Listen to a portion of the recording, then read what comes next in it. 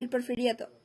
El Porfiriato fue un periodo de la historia política de México durante el cual gobernó el país el general Porfirio Díaz entre 1876 y 1911.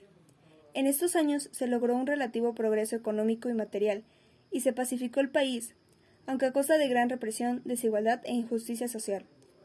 Porfirio Díaz era un militar de gran prestigio dentro de las fuerzas militares y buena parte de los círculos políticos mexicanos. Tuvo una participación destacada durante la Guerra de Reforma y un papel principal en la intervención francesa.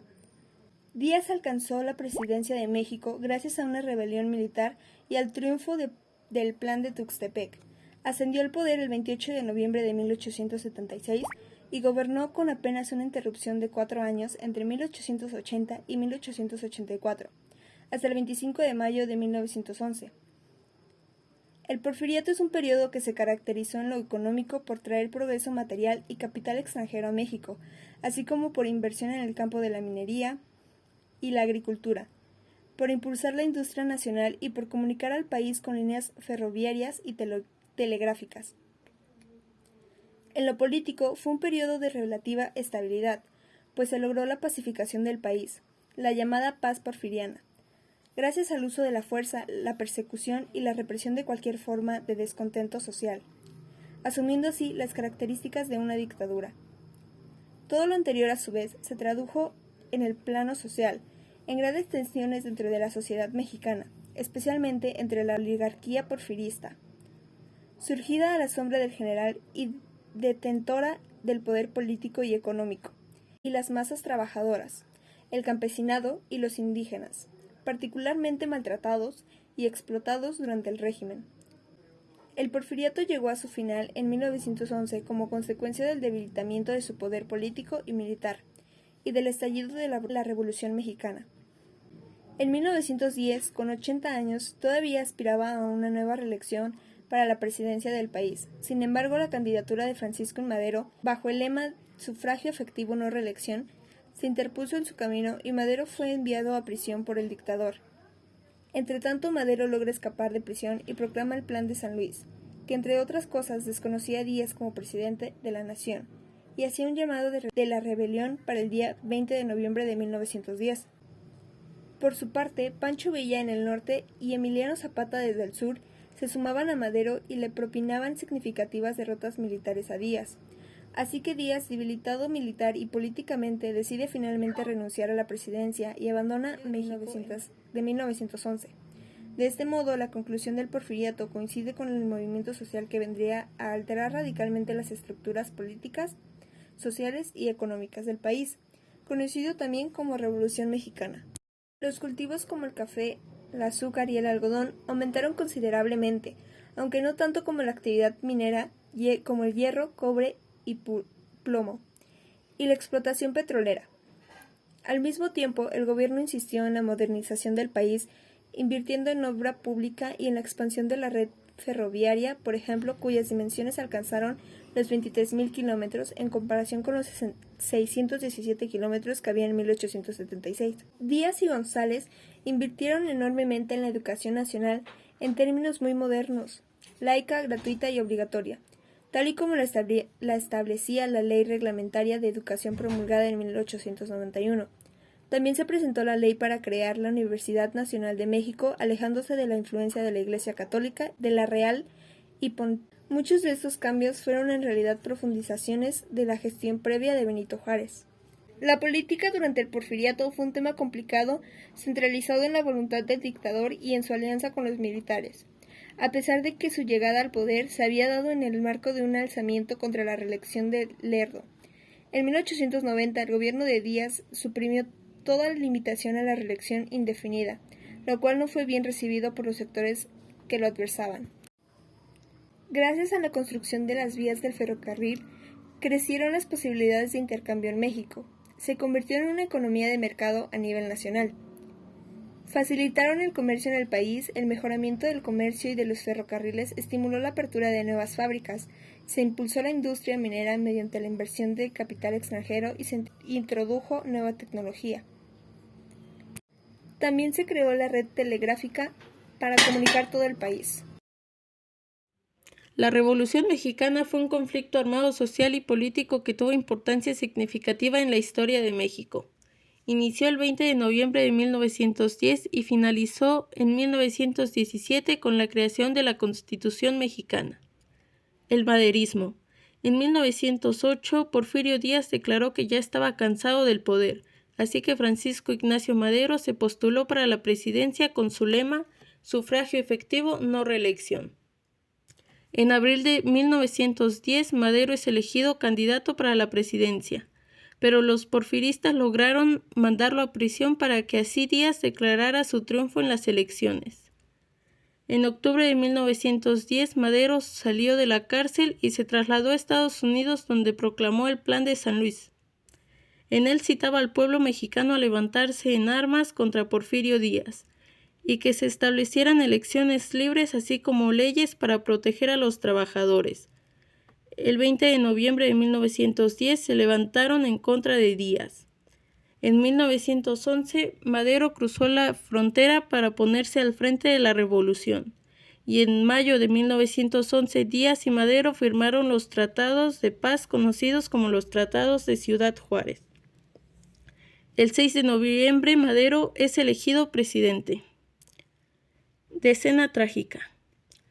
Emiliano Zapata proclamó en noviembre de 1911 el Plan de Ayala contra Madero para derrocar su gobierno.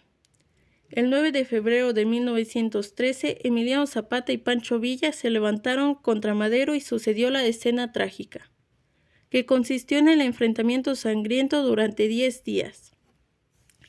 El 19 de febrero renunció a la presidencia y fue precedido por Victoriano Huerta. El 22 de febrero, Madero y Pino Suárez fueron ejecutados. El gobierno de Victoriano Huerta resultó ser una restauración del porfiriato. Se convocó a una movilización contra su gobierno encabezada por Venustiano Carranza, al cual se le unió Pancho Villa y Emiliano Zapata. Con esto se formó un ejército constitucional bajo el Pacto de Torreón y la revolución constitucionalista se dio en todo el país. Huerta, por otro lado, decidió disolver la Cámara de Diputados y en junio de 1914 renunció a la presidencia y huyó del país. Congreso Constituyente. En diciembre de 1916, Carranza inició las sesiones del Congreso Constituyente en la ciudad de Querétaro. Este congreso fue el encargado de redactar la nueva Constitución mexicana. Debido a la situación que se vivía en ese tiempo, hubo una gran diversidad en las opiniones de los diputados, lo cual produjo la formación de dos grupos extremos, izquierda exaltadas y derechas moderadas, que se alarmaban ante algunas medidas. En la Constitución quedaron incorporadas las propuestas y demandas de las diversas corrientes revolucionarias. Establecía el federalismo, la división de poderes, la no reelección, un poder legislativo en dos cámaras, diputados y senadores, y una comisión legislativa. A diferencia de la Constitución de 1857, la nueva dio más fuerza al poder ejecutivo. Con fundamento en las afirmaciones anteriores, se incluyeron diversos artículos en los que se regula la situación de ciertos grupos considerados en estados de vulnerabilidad. Carranza originalmente había propuesto que se estableciera la plena libertad de enseñanza, señalando que sería laica la educación impartida en las escuelas oficiales y gratuita la enseñanza primaria. La propuesta carrancista no prosperó y fue cambiada por el ala radical, quedando aprobada de la siguiente manera. Artículo tercero. La enseñanza es libre. El artículo 5, relacionado con el tema del trabajo, se creó un apartado nuevo para tratarlo, y este fue el artículo 123. El artículo 27 señalaba que la nación era la única propietaria de todas las tierras y aguas comprendidas dentro de los límites del territorio nacional. En el artículo 130 marcaba no solo la separación entre iglesias y Estado, sino que otorgaba a éste la supremacía sobre aquellas e implantaba una serie de restricciones a los ministros religiosos y al culto. Después de la promulgación de la Constitución de 1917, el 1 de mayo de ese mismo año, Venustiano Carranza ocupó la silla presidencial. La presidencia de Carranza se enfocó en lograr la estabilidad social, renovar las deterioradas relaciones de México con el exterior y procurar la reconstrucción económica. Según Carranza, la estabilidad social implicaba necesariamente la derrota de los militares zapatistas y villistas. Durante su gobierno disminuyó el poder del ejército, del clero y de los científicos. Enfrentó las rebeliones de Francisco Villa y Emiliano Zapata, a quien mandaría asesinar. Intentó nacionalizar las industrias, las riquezas naturales y los servicios públicos. Enfrentó el plan de Agua Prieta de Adolfo de la Huerta y Plutarco Elías Calles, quienes apoyaban a Obregón para ser presidente. Terminó siendo asesinado. Después de su asesinato, de la Huerta fue el gobernante provisional. Durante su gobierno logró consolidar la paz en el país, rindiendo a grupos zapatistas y villistas. Convocó elecciones favoreciendo el triunfo de Álvaro Obregón. Durante el gobierno de Álvaro Obregón, en agosto de 1923, se firmaron los tratados de Bucareli, impulsó la dotación de ejidos a campesinos, apoyó a obreros, surgiendo organizaciones como la CROM y la CTM. Dio un gran impulso a la educación, creando la SEP, quien estuvo a cargo José Vasconcelos. Fue asesinado cuando celebraba su reelección. Por lo tanto, el 1 de diciembre de 1924, Plutarco Elías Calles asumió la presidencia en un clima triunfal. Durante su presidencia se dio la creación de escuelas rurales y agrícolas, construcción de carreras asfaltadas, obras de riego y modernización del campo, nuevas dotaciones de ejidos, fundación del Banco Nacional de México y pagó una considerable parte de la deuda externa. Enfrentó la guerra de los cristeros por aplicar de manera radical el artículo 130 constitucional y es el fundador de lo que hoy es el PRI. El 1 de julio de 1928, Obregón ganó las elecciones para el periodo de 1928-1934, sin embargo no llegó a ocupar la presidencia porque fue asesinado. En el ambiente aún convulso y violento que se vivía en el gobierno mexicano, de los 3 candidatos en contienda, ninguno llegó a la presidencia, por lo tanto Calles, sin oposición alguna, se convirtió en el hombre fuerte de la política mexicana, en un periodo conocido como el Maximato. El Maximato es el periodo que va de 1928 a 1934, en el que Calles se convirtió en el jefe máximo de la revolución, debido a que los presidentes en turno como Portes Gil, Ortiz Rubio y Luján Rodríguez carecían realmente de autoridad. Emilio Portes Gil, de 1928 a 1930. Tras el asesinato de Obregón, entonces presidente electo, Calles intervino para que el Congreso designara como presidente interino a un obregonista moderado, Emilio Portes Gil, quien gobernó del 1 de diciembre de 1928 al 5 de febrero de 1930. Su administración fue la fundación del Partido Nacional Revolucionario PNR, que posteriormente se transformó al PRI, partido político que aún sigue activo. Se organizó con la finalidad de aglutinar en un mismo partido las múltiples ideologías revolucionarias de los distintos grupos de la época y unificar de esta manera, según se dijo, los criterios políticos. También surgió la oposición armada contra la postulación de Ortiz Rubio, que inició cuando el 3 de marzo de 1929 el general José Gonzalo Escobar proclamó el Plan de Hermosillo, donde se culpaba a Calles de la muerte de Obregón. El gobierno constitucional de Pascual Ortiz Rubio de 1930 a 1932.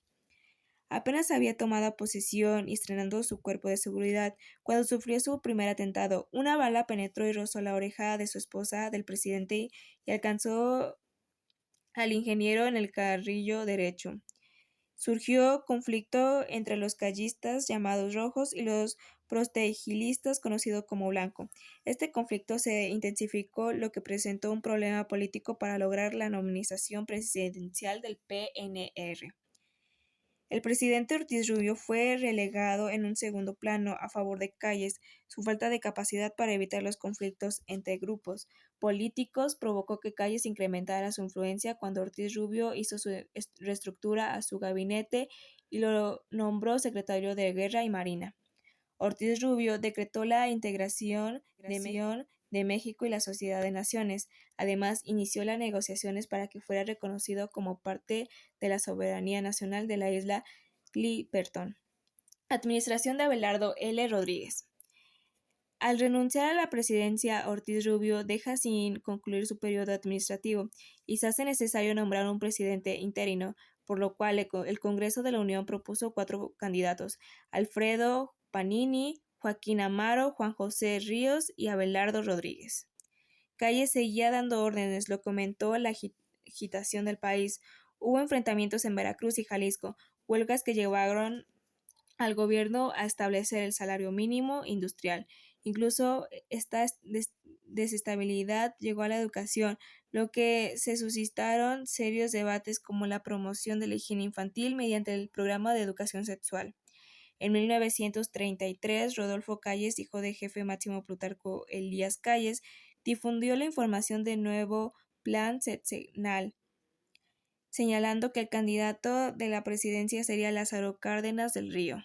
El periodo de Cárdenas se caracterizó por la reforma social, política, económica y cultural, pues lo que se buscaba era que el poder se difundiera para afirmarse, que lograra una dimensión propia, local y nacional. Convertir e integrar en medidas concretas de gobierno los postulados más populares y menos elitistas de la revolución para enfrentar las consecuencias de la crisis económica de 1929. Se enfatizó el predominio del Estado y su función como instrumento para equilibrar la desigualdad, su papel como árbitro y guía de la sociedad, así como de instancia primordial en los destinos nacionales. Se tenía una idea de responsabilidad compartida, sustentada en un mandato popular que atendiera las necesidades de la población, buscando no cambiar, sino mantener con una gran responsabilidad las instituciones. Una de ellas fue la reactivación del reparto agrario, otra fue la CTM y el destierro de calles. Por otro lado está el Estado como árbitro entre capital y trabajo. Otra fue la reorganización del agro. Por otro lado tenemos la gran convención en Irapuato de la Liga Coordinadora Guanajuatense de miembros del PNR. Y por último, la reestructuración del partido oficial. Expropiación petrolera. Durante los años, las compañías petroleras extranjeras que no habían disminuido su producción durante la lucha armada evadieron el cumplimiento de las disposiciones legales y se transformaron en una enclave imperialista en el país. En 1937 se formó el Sindicato de Trabajadores Petroleros de la República Mexicana, que se incorporó a la CTM y demandó la firma de un contrato colectivo que recibió todo el apoyo del gobierno. El 18 de diciembre de 1937, la Junta Federal de Conciliación y Arbitraje dictaminó que la empresa estaba en condiciones de pagar salarios y prestaciones. Las compañías se negaron a aceptar el fallo y presentaron una apelación ante su Suprema Corte de Justicia Nacional. En el asunto petrolero, Estados Unidos demandó el pago adecuado e inmediato, que era imposible, y amenazó con suspender la compra de plata mexicana, mientras organizaba un boicot internacional el petróleo de nuestro país. El conflicto de intereses generado entre los países de Eje, Tokio, Berlín, Roma y aliados como Estados Unidos, Francia y el Reino Unido motivó la Conferencia de Montevideo, en la que se reconoció como reservas norteamericanas y la intervención como base esencial de la política de los países del continente, decisión que refrendó más tarde en Buenos Aires en 1936. Al ser derrotado la República Española de nuestro país, ofreció refugio a miles de desplazados por el fascismo, al mismo tiempo que el gobierno cardenista se pronunció en contra de la invasión italiana de Etiopía. La proliferación del fascismo obligó a que una política afirme que decidió el rescate de la soberanía nacional y de resguardo ante la intervención externa. El Congreso Nacional contra la Guerra y el primer Congreso Obrero Latinoamericano impulsaron un nuevo movimiento antibélico y antifascista, presentando la política cardenista, el frente activo contra los peligros totalitarios que amenazaban al mundo y que conducirían a la Segunda Guerra Mundial en 1939.